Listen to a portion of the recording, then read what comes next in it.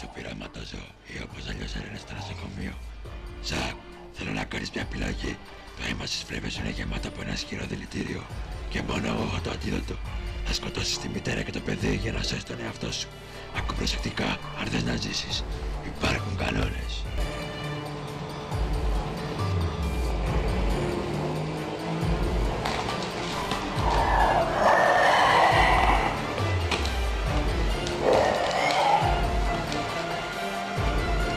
Γιατί της αλυσίδας, μες τι να κάνετε.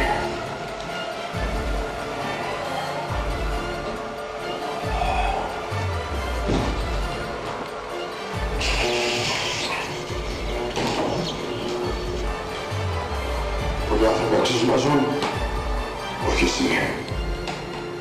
Όχι πια.